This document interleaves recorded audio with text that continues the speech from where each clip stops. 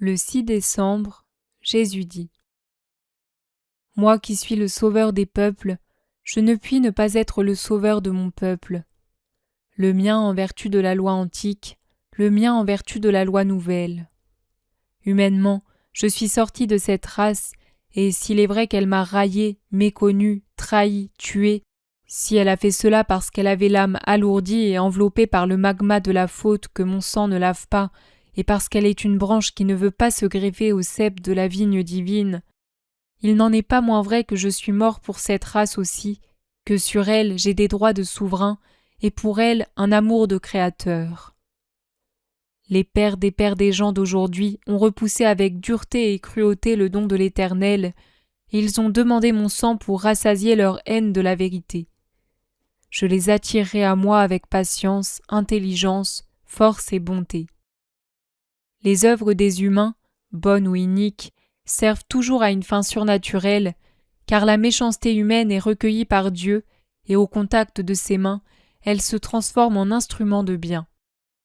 Dieu a tout essayé dans son action prévoyante pour atteindre son but, qui est de réunir les humains en un noyau unique pour le dernier jour, tout comme ils se répandirent par toute la terre d'un noyau unique, se divisant comme des ruisseaux qui débordent de la coupe d'une source. L'œuvre est déjà commencée, et les persécuteurs qui endommagent et offensent ce qui est humain ne savent pas qu'ils sont en train de créer par leur iniquité le grand jour du Seigneur, où je rassemblerai comme des brebis dispersées mon immense troupeau au pied de la croix et rebaptiserai du nom d'agneau les enfants du troupeau, jadis le mien qui était devenu sauvage, expulsant ceux qui sous mon signe sont les aspics et les loups de la société humaine. Quand vous saurez me reconnaître et pleurer d'un cœur contrit, je changerai votre séculaire condamnation pour déicide en pardon et bénédiction, car je ne peux oublier le bien accompli par vos pères anciens, lesquels du royaume prient pour vous qui errez. Dépouillez-vous donc vous aussi, qui les premiers avaient reçu le don de la loi, de tout ce qui déplaît à Dieu. Les mêmes commandements que je donne à ceux qui sont nés du labeur mystique de la croix, je les donne à vous qui vous êtes fait de la croix un échafaud sacrilège et une source de condamnation. Dites la vérité et servez la vérité. Venez à elle. Frappez-vous la poitrine pour ceux qui l'ont raillée et ont espéré la tuer. Ils n'ont tué qu'eux-mêmes, car la vérité est immortelle dans sa nature divine. Ne vous drapez pas de ces insignes à des fins humaines. Mais une fois que vous vous serez approché d'elle, aimez-la comme une épouse jusque-là inconnue. C'est elle qui doit vous engendrer à la vie éternelle. Mais l'on ne peut engendrer si l'on ne fait de deux choses une seule, en poursuivant non le plaisir des sens, mais la sainteté des fins.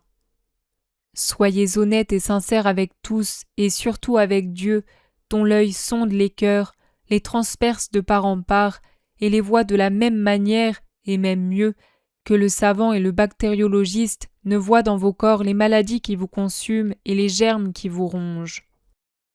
Appliquez l'amour à la vérité dans vos rapports avec Dieu et les humains. Ne trahissez pas. Un de votre race a trahi, il y a 20 siècles, poussé et suivi par des êtres sournois et perfides. Enlevez cette honte qui vous écrase depuis des siècles en agissant de façon juste et loyale. Pour être aimé, il faut se faire aimer. Vous l'avez oublié bien des fois, trop de fois. Aimez la paix. C'est le signe du Christ que vos pères ont tué en attirant sur vous la guerre sans fin, qui avec quelques trêves éclate et renaît comme un mal incurable dans le corps de la terre et ne vous donne ni sécurité ni repos. Vous devez maintenant apprendre à aimer cette paix, afin de pouvoir appartenir au Christ et de mettre ainsi un terme à l'éternel exode de votre race. Mais si moi, Seigneur du monde, je tends la main et j'ouvre la bouche pour dire « Assez, ceux qui m'appartiennent de nouveau », la terre ne pourra plus vous persécuter. Les tentes surnaturelles du ciel seront sur vous pour vous protéger.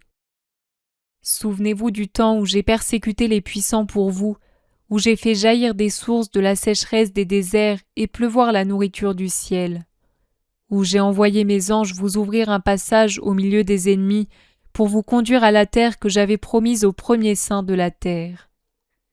Je suis encore ce même Dieu puissant et compatissant. Je le suis 2 fois plus maintenant que je ne suis pas seulement le Père créateur, mais le Fils sauveur, maintenant que la 3e personne a engendré le miracle de l'incarnation d'un Dieu pour faire de lui la victime expiatoire de toute l'humanité. Je vous attends pour pouvoir dire « Paix à la terre » et dire au ciel « Ouvre-toi pour accueillir les vivants, les temps sont révolus. » Venez, mon cœur est le même maintenant que je suis au ciel de ce qu'il était au Golgotha, alors que je priais pour vos pères et que je pardonnais à Disma. Jésus me dit : Je t'ai dicté ce passage aujourd'hui où tu es en mesure de l'écrire, au lieu de demain où tu ne pourrais le faire. Mets la date de demain. La collection des dictées doit avoir la régularité du mouvement d'un pendule. Un jour on comprendra mieux pourquoi je dis de faire cela. Maintenant repose-toi sur mon cœur.